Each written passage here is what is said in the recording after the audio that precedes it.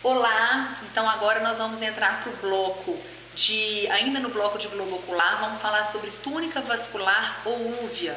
A túnica vascular ela é composta pela íris, pelo corpo ciliar e pela coroide. Se a gente for fazer uma aula prática de anatomia e descascar a esclera do olho, a gente vai ter uma imagem parecida com uma de uma uva mesmo, porque a túnica vascular, além de ser extremamente vascularizada, ela é extremamente pigmentada. Então, ela é parecida com uma uva, por isso também que tem esse nome de úvea, né? Nós vamos começar falando sobre a coroide, fazer algumas considerações aqui sobre a coroide e depois a gente passa para corpo ciliar e íris.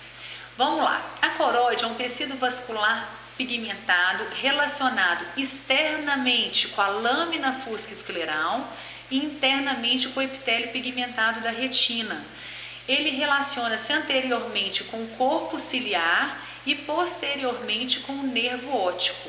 E tem uma espessura variável, ou seja, ela é mais espessa em torno do disco e um pouco mais delgada na região da ora serrata, tá? Então, a gente tem aqui um corte histológico mostrando as fibras aqui da esclera, o colágeno, né? As fibras de colágeno tipo 1.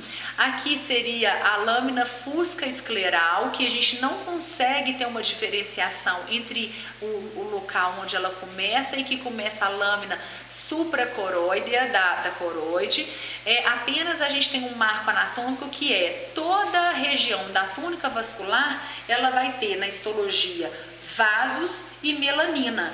Então a gente sempre vai ver nos cortes histológicos que onde há pigmento, onde há melanina, a gente está falando de um corte que inclui coroide ou corpo ciliar ou íris, ok? Então vamos passar.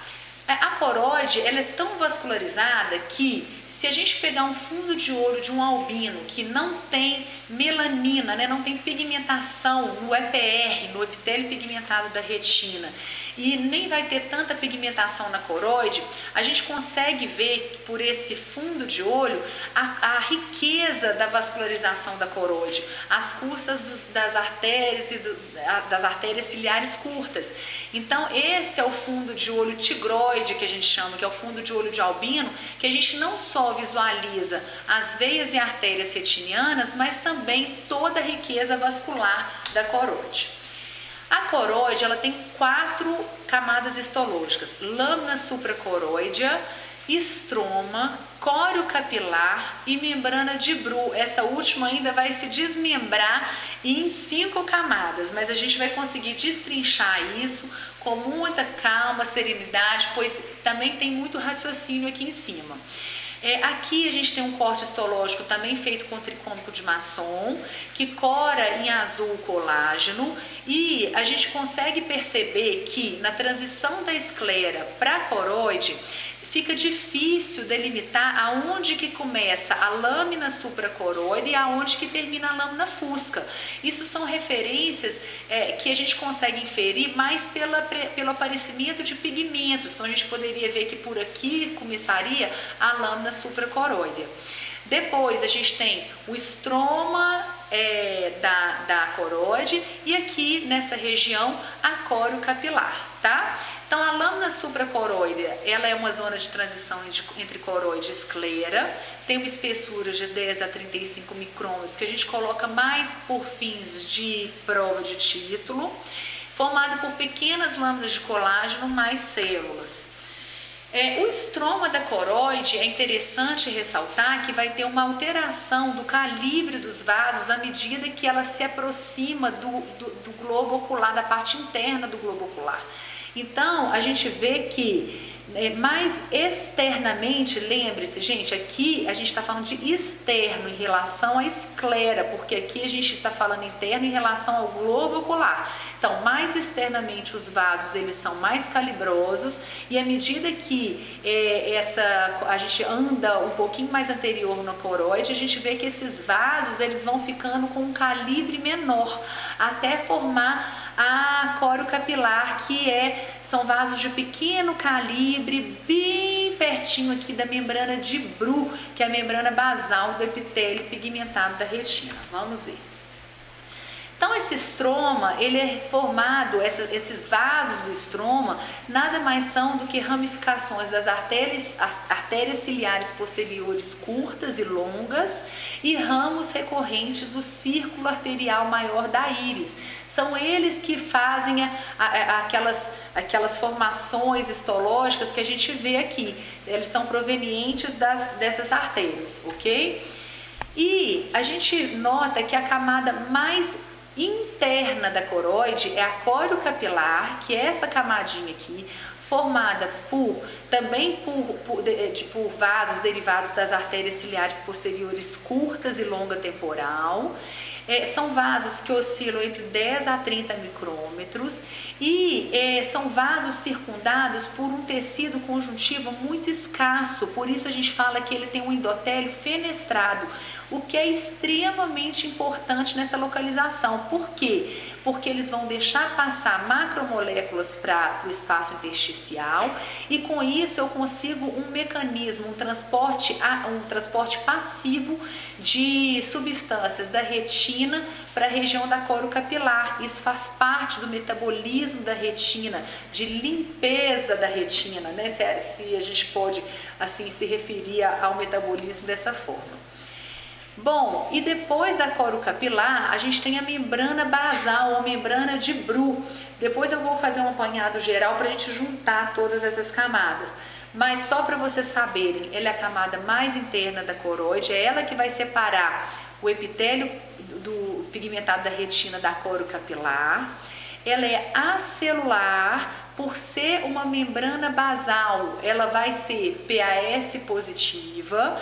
E ela tem uma espessura variável, ela é mais espessa próxima ao disco e na periferia menos espessa. E ela vai ter elementos tanto da retina quanto da coroide. Então, olha só, a própria lâmina de Bru, ela tem 5 camadas dentro dela. Mas para decorar, para ficar fácil, a gente pensa que é um sanduíche de elastina. Eu tenho uma zona elástica aqui no meio do meu sanduíche e eu vou ter de fora para dentro, de dentro para fora, né? De interno para externo, ou seja, eu estou aqui dentro do olho, membrana basal do EPR, zona colágena interna, porque está virado para dentro do olho, zona elástica, zona colágena externa e a membrana basal da coriocapilar. Então fica assim, nossa, mas dentro de uma camada ainda tem mais 5 camadas. Mas se você pensar na composição, na localização da membrana de Bru, fica fácil a gente pensar nesse sanduíche de elastina compostos por um sanduíche, por um pão, que seria as membranas basais do epitélio pigmentado e da coriocapilar. Então vamos ver agora na prática, assim, nas lâminas, nesses cortes, como é que seria isso, essa distribuição histológica. Então a gente vê aqui um corte bem bonito mostrando o coroide aqui e a retina, aqui o epitélio pigmentado da retina, os fotorreceptores, que depois a gente vai estudar também toda essa região histológica da retina. Mas o que eu quero mostrar é isso aqui, ó. O que a gente nota?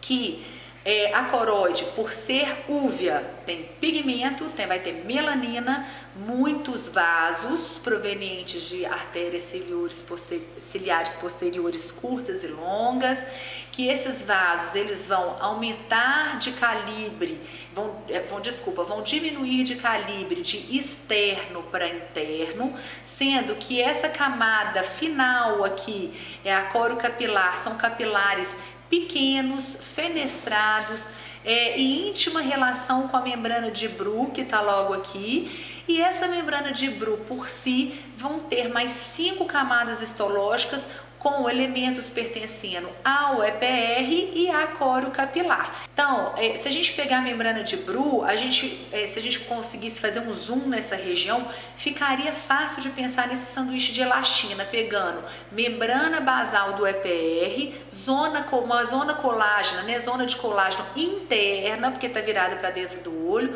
a elastina, né, eu falei que a elastina é a carne do hambúrguer, a zona colágena externa e a membrana basal da coriocapilar. Então, a membrana de Bruch tem esses 5 elementos, tanto da retina quanto da coroide.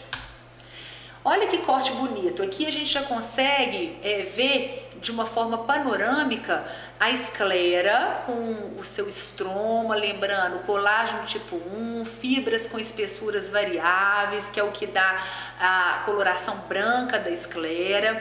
Aqui mais ou menos a gente estaria diante da membrana da lâmina fusca escleral, que é o fim da esclera, a transição para a lâmina supracoroidal, onde vão começar a aparecer os melanócitos, esses vasos de grande calibre no estroma escleral que vão diminuindo de calibre à medida que chega na coriocapilar. E aqui, olha que interessante, por um artefato de técnica houve uma separação do EPR da membrana de Bruch. Então aqui a gente consegue ver o EPR da retina, aqui seria a membrana de Bruch, que conteria elementos tanto do EPR quanto da coriocapilar. E coriocapilar são esses capilares fininhos, fenestrados aqui em íntimo contato com a membrana de Bruch. E logo aqui em cima as 10 camadas histológicas da retina, que a gente vai ver numa aula posterior.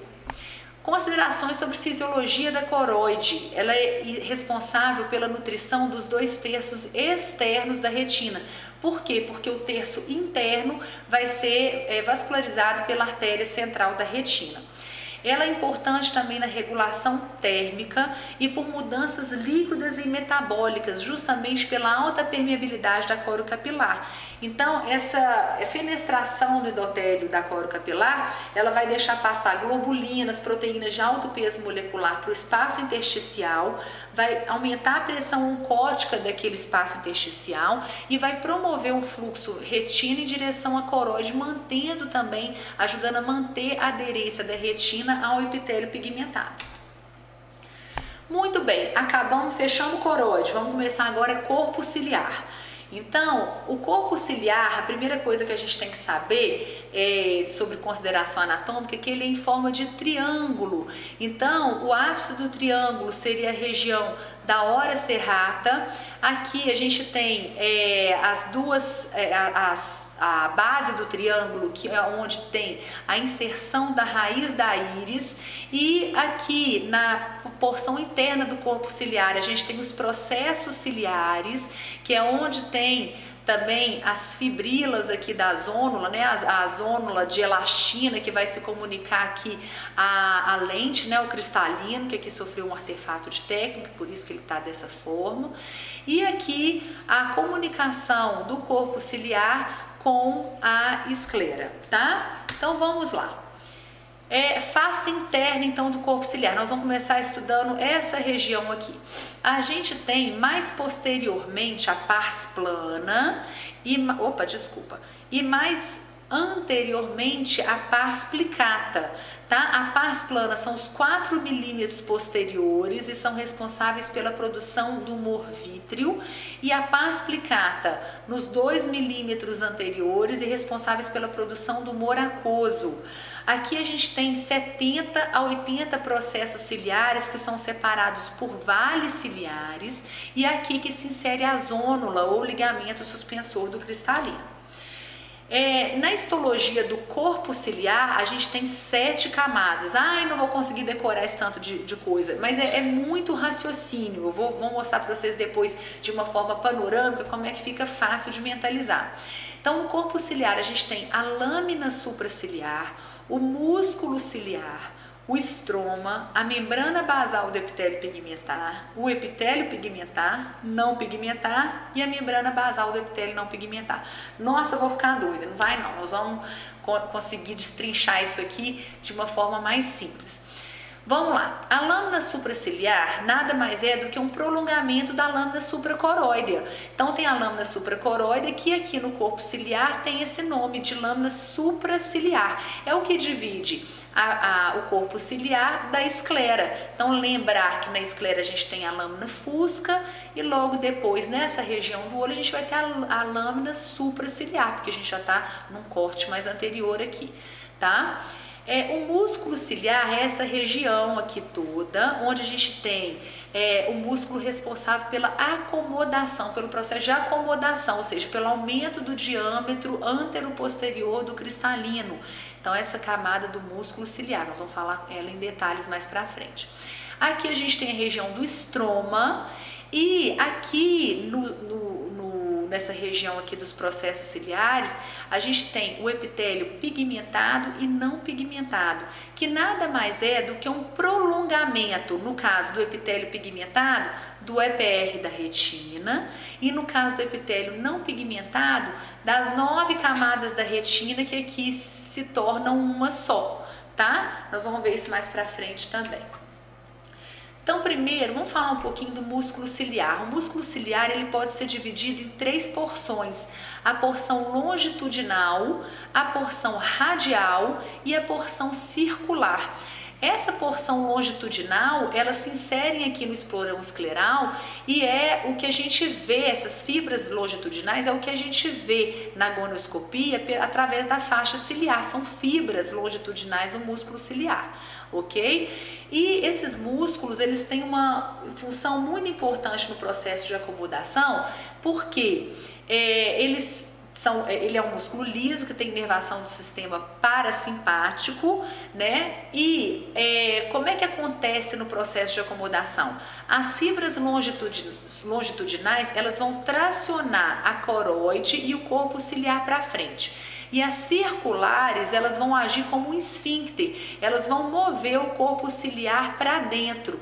Com isso, eu tenho um afrouxamento dessa zônula e um aumento do diâmetro do cristalino.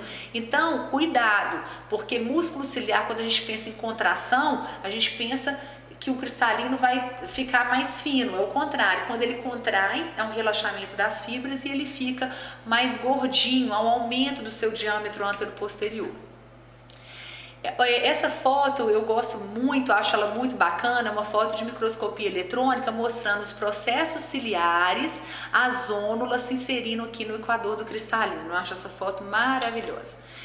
E olha só, o corpo ciliar ele tem uma importante função na acomodação, então, por tudo aquilo que a gente já falou.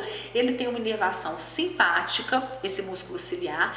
Então, quando eu uso um colírio de dilatar pupila nos meus pacientes que eu vou refratar, né, até os 40 anos, o que eu tô querendo fazer com esse colírio? Esses colírios, eles em geral são parasimpaticolíticos, lise, quebra, eu estou quebrando a ação do parasimpático.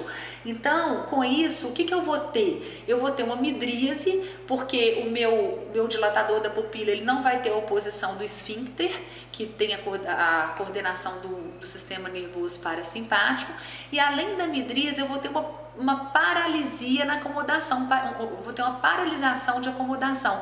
Por quê? Porque o músculo ciliar também tem inervação parasimpática. Então, ele não contraindo, esse cristalino ele não vai acomodar, ele vai ficar estático, digamos assim. Tá? O que acontece na presbiopia ou vista cansada? Com 40 anos, essas fibras do músculo ciliar, elas vão degenerando e o cristalino também ele vai entrando num processo de esclerose. Com isso, o processo de acomodação já não fica tão bom. Então, a presbiopia, a gente brinca que o braço fica curto, né? A gente não consegue fazer leitura a 30 centímetros sem o auxílio de um óculos, no caso de um paciente hemétrope ou hipermétrope, que os míopes vão ser diferentes. A gente tem que afastar para ler. A gente brinca que é a síndrome do braço curto, né? Então, só para vocês entenderem um pouquinho da aplicação, da participação do músculo ciliar e do cristalino na acomodação e na nossa prática oftalmológica. Bom, então a gente já falou da lâmina supraciliar, já falamos do estroma, já falamos da musculatura ciliar, agora nós vamos falar do epitélio ciliar. Então, o epitélio ciliar ele é formado por 2 camadas de células unidas pela sua parte apical. É importante saber que elas não são unidas pelas membranas basais, né? São unidas pelo seu ápice e que uma das camadas histológicas que a gente tem que considerar são as membranas basais desses epitélios. Então fica fácil da gente raciocinar que depois do estroma a gente vai ter membrana basal do epitélio pigmentado, epitélio não pigmentado e membrana basal do epitélio não pigmentado. Então já fica mais fácil o nosso raciocínio. E lembrar que esse epitélio do corpo ciliar nada mais é do que uma condensação de 9 camadas da retina, resultando no epitélio não pigmentado, por isso que ele vai ser mais interno, e no caso do epitélio pigmentado, vai ser um prolongamento, né, como se fosse uma continuidade com o EPR da retina. Tá? Então, por isso que a gente tem os dois epitélios pigmentados e não pigmentados. Esse é um corte histológico da região da ora serrata ou da retina cega, que é justamente onde ocorre a transição dessa retina para formar o epitélio pigmentado e não pigmentado do corpo ciliar. Então, olha só, o epitélio pigmentado ele vai ser mais externo, porque a gente pensa no EPR, né, em relação às outras camadas da retina, é uma continuação do EPR, e vai ser uma barreira hematoacosa importante. Nós vamos falar sobre essa barreira hematoacosa, o que é. E o epitélio não pigmentado, ele é mais interno e vai ser a continuação das 9 camadas da retina sensorial e vai ser muito importante na produção do humor aquoso. O que é a barreira hematocular? A gente tem nesse epitélio, né, junções firmes entre as células, o que faz com que haja um processo seletivo do que entra e do que sai do olho, principalmente do que passa do sangue para o humor aquoso, né? Então, olha só, a gente tem aqui duas barreiras hematocular. A barreira hematoacosa, que é às custas do epitélio pigmentado e não pigmentado, tá, gente? Do corpo ciliar, por conta dessas tight junctions, né, dessas junções firmes aí entre o epitélio. E a gente também tem a barreira hematorretiniana, que é feita às custas do EPR, que também tem essas junções fortes aí, não permitindo qualquer coisa que está no sangue de passar para dentro do olho. Tanto que a gente vê que a composição do humor aquoso é diferente em relação ao sangue, né? O humor aquoso ele é rico em vitamina C, lactatos, cloretos e pobre em proteínas, porque essas junções firmes aqui entre as células, elas também não permitem a passagem de moléculas grandes, de macromoléculas. Isso é olha só que interessante pensar que isso é uma das causas de transplante de córnea ter pouca rejeição, porque se a gente tem pouca possibilidade de passar proteínas para o humor aquoso, também há uma dificuldade de passar anticorpos para o humor aquoso, e com isso você não tem tanta chance de rejeição de transplantes, porque os anticorpos não conseguem passar ali para dentro do humor aquoso por ser moléculas de proteína, né, de alto peso molecular. Nessa foto há um erro aqui, que é camada interna não pigmentada e camada externa pigmentada, porque aqui ele está pensando ao contrário. A gente tem que pensar que dentro do olho é interno, então o epitélio não pigmentado está interno e o epitélio pigmentado externo. Muito bem, vamos ver então o panorama para a gente entender um pouquinho melhor isso aí? Então aqui a gente tem vamos localizar primeiro onde que a gente está. Aqui tem o ângulo írido corneano, aqui a íris, que a gente vai ver, vai ser o próximo tema, com seu epitélio pigmentado posterior, aqui o ângulo írido corneano, aqui a gente tem a transição, né, da córnea para a esclera, e aqui a gente teve uma separação por artefato de técnica da esclera para o corpo ciliar, mas na verdade isso aqui é junto, né? Então a gente vê que entre a lâmina fusca e a lâmina supracoroide há um espaço virtual, na verdade embriológico, mas que não apareceria em corte histológico, só quando tem artefato. Aqui a gente tem o músculo ciliar com as suas fibras longitudinais, aqui suas fibras circulares e aqui as radiais, o estroma do corpo ciliar, né? E aqui, chegando mais próximo aqui da pars plana e pars plicata, os epitélios pigmentado e não pigmentado, unidos pela sua porção apical, e aqui então a gente vai ter membrana basal do epitélio pigmentado e membrana basal do epitélio não pigmentado, ok? Então vamos lá, supraciliar, lâmina supraciliar, músculo ciliar, estroma, membrana basal do epitélio pigmentado, epitélio não pigmentado e membrana basal do epitélio não pigmentado. É muita coisa, mas quando a gente vê a foto fica um pouquinho mais fácil de entender. Para finalizar a parte de túnica vascular, a gente vai falar um pouquinho de íris, né, que é a porção refletida da túnica vascular, ou seja, a gente consegue ver, né, a úvea através da íris. Ela possui uma abertura central, que é a pupila, que vai regular a entrada de luz dos olhos e também vai ter um papel importante na passagem de humor aquoso da região onde ele é produzido, que é o corpo ciliar, até a região onde ele é drenado, que é a região do ângulo. Então, esse humor aquoso ele passa pela pupila, ok? Alguns processos inflamatórios, só para vocês saberem, causam uma sinéquia posterior, que é uma adesão da porção aqui da íris, da porção aqui próxima ao colarete da íris, há um cristalino e com isso há uma interrupção, um bloqueio da passagem do humor aquoso para a região de drenagem dele. Então você pode ter um glaucoma por seclusão pupilar. Essa pupila ela não permite essa passagem aqui do humor aquoso, tá? E se a gente for ver a parte anatômica da íris, a gente vê que ela tem uma borda pupilar, né, a zona pupilar aqui, separada da zona ciliar por um colarete, e a íris ela é toda cheia de criptas, pseudocriptas, né, buraquinhos assim do estroma, onde o estroma é mais delgado ou mais espesso. A gente vai ver isso aqui um pouquinho mais pra frente. Então aqui a gente vê num corte sagital a borda pupilar, né, a região da zona pupilar separada pelo colarete da zona ciliar, algumas criptas aqui no estroma, né, pode ter névoos na íris também. Essa última ondulação da íris antes de chegar aqui no ângulo é chamada de orla de Fuchs, e aqui a câmara anterior, tá? Então, esse é um esquema mostrando a distribuição de vasos, de pigmentos, de estroma e de músculo na íris. Então, vamos lá. Aqui, ó, a gente tem a conformação dos músculos. Aqui a gente tem o esfíncter da íris e aqui o dilatador da íris. Aqui a gente tem o epitélio posterior, né? A composição... Laser. Ah, tá, deixa eu pegar. Depois você corta.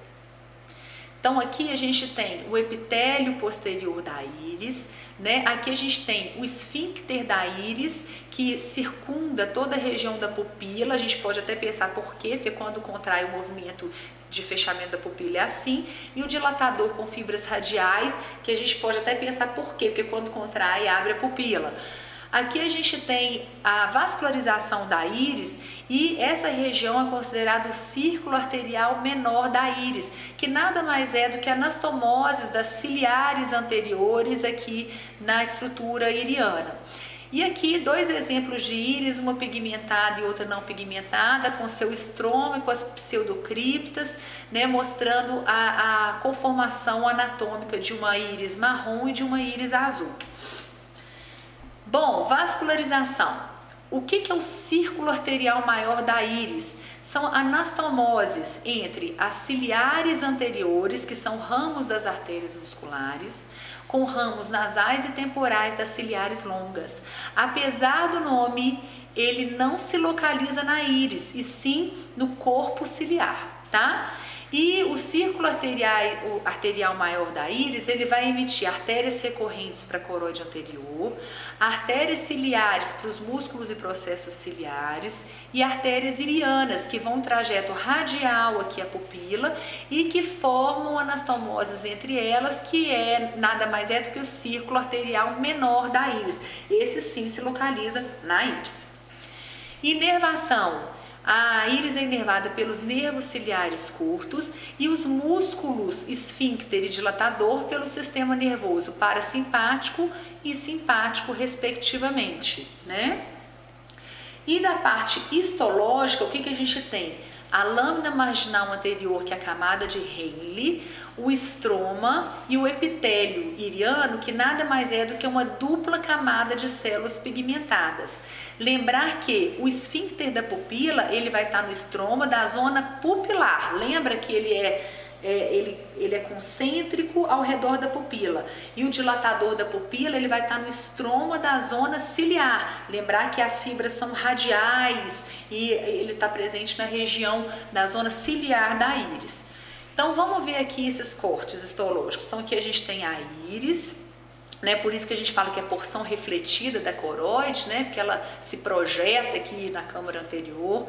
Aqui a primeira camada seria a camada de Henle, o estroma. Gente, estroma, composição, é coroide, faz parte da úvea, não é? Então, melanócitos, vasos, colágeno, elastina, tá? Então, a gente sempre vai pensar que, principalmente, vasos e melanócitos vai ser o que vai marcar a estrutura uveal em todos os cortes histológicos.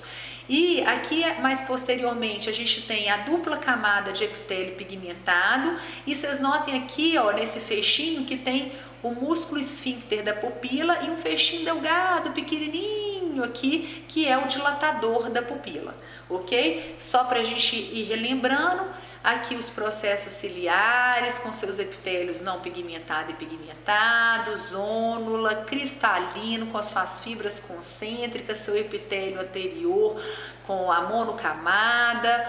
Aqui a divisão entre córnea e esclera, a córnea com a estrutura das fibrilas organizadas, a esclera já com a mesma estrutura, porém com fibrilas de espessura variável, a conjuntiva com seu epitélio, né, com essa matriz aqui de tecido conjuntivo frouxo. Então, daí a gente já vai pensando e memorizando todas as camadas. Aqui um corte histológico maior da íris, mostrando a camada de Henle, que é a camada mais superficial, o estroma rico em melanócitos, em vasos, e aqui mostra uma parte do dilatador da pupila e a dupla camada epitelial, que sofreu um artefato de técnica, não está tão bonito. Aqui com a coloração de tricômico de Masson, que cora o músculo em vermelho, a gente vê no epitélio posterior, né, a dupla camada do epitélio posterior da íris, aqui o dilatador da pupila, aqui a gente vê a quantidade de vasos, né, e melanina, melanócitos aqui no estroma corneano e a camada de Henle.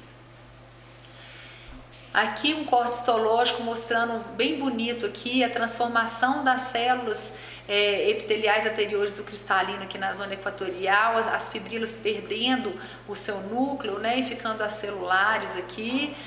Aqui a gente vê o corpo ciliar com o músculo ciliar, os epitélios pigmentados e não pigmentados, transformando aqui no epitélio duplo, né, pigmentado aqui posterior da íris, aqui o estroma iriano e aqui a camada de Henle. Mais um corte histológico da íris, só para mostrar melhor aqui, dilatador da íris, o estroma e a camada dupla epitelial pigmentada, tá? De novo, aqui um corte histológico que já mostra a região pupilar, a zona pupilar, né, da íris, está mostrando aqui o esfíncter da pupila, tá? E aqui o estroma, rico em vasos, melanócitos, Henle e a dupla camada de células epitelial. Interessantíssimo saber, eu acho que todo mundo sabe, né? Quem fez oftalmologia sabe que não existe duas íris iguais no mundo. Então, que já é muito comum, inclusive já tem sido usado até em iPhones, o reconhecimento da pessoa através da leitura da íris.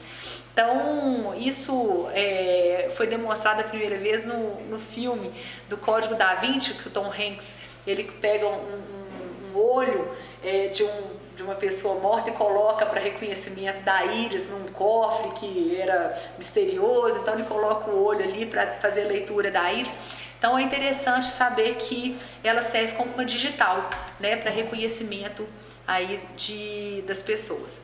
A coloração da íris, ela vai depender da quantidade e qualidade do pigmento, né? E também da espessura do estroma e do epitélio posterior. A gente sabe que no recém-nascido, a íris ela tem uma coloração mais azulada, e os pais ficam felizes, acham que o menino vai ter olho claro, só que na verdade essa coloração ela só vai se consolidar, ela só vai se tornar mais fiel ao que vai ficar com 6 meses de vida, que é quando há um depósito de pigmento no estroma, e aí, dependendo da quantidade de pigmento que vai se depositar nesse estroma, a gente consegue saber se o paciente realmente vai ter um olho claro.